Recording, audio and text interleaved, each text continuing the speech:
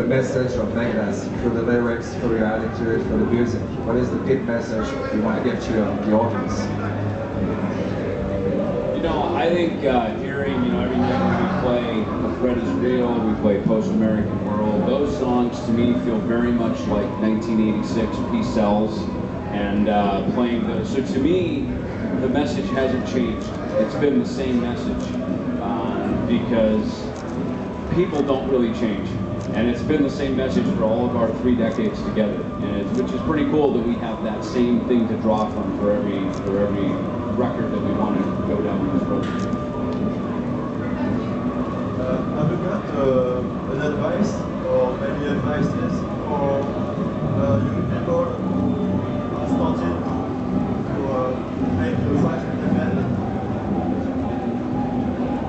The question was, do I have advice for young people that want to start a thrash metal band? We don't have enough time for me to give all that advice because there's a lot. I guess probably the most important thing is just be careful. Don't sign anything unless you have an attorney read it. This is a talent pool where there's tons of people who our emotional level as heavy metal fans is so high, so much higher than other musicians, and I think that because of that, there's a lot of people who play on us, that see the heavy metal talent pool, and they see us as people who are the salt of the earth, and a lot of times you see bands getting taken advantage of, especially in the heavy metal world. And I would just say, just be careful, don't sign anything unless you have an attorney look at it. Hi guys, thanks for having us. I'm from Metal Messiah Radio, and I have a question for Dave and Kiko. How was your collaboration while composing the last album together, and how well you got in the composition?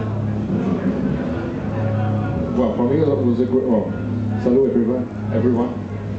And for me it was a great experience, and I think we got along pretty well, pretty fast, and everything was new for me because it just, joined the band basically at the studio, knowing Dave, and then I was learning first the ideas, the pre-production.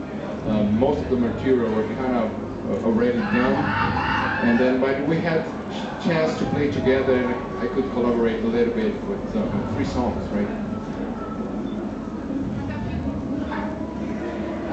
Concerning Dystopia, I remember there was a pre-sales of the album, a big package fan, and then there was a classic version, the iTunes version with unreleased tracks, the long box with 2 unreleased tracks, and the Japanese with a different unreleased track.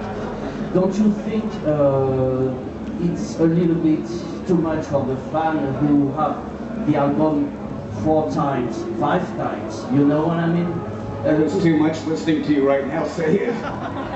You know what, I don't work at a record label, so I think your question should go to the guy at Universal. And for me, I've watched the music industry change so much. When I started, it was totally different than it is today. So this whole thing of having to give the Japanese audience an extra track because of renting records over there, which is why that whole thing started, because the Japanese audience would rather have the import records than the domestic records, and that you need to give an extra track to somebody who will download it because they won't have the physical record in their hands. Or if you have something that you do a virtual reality thing like we did, where we have to go back in and raise levels of certain things like that.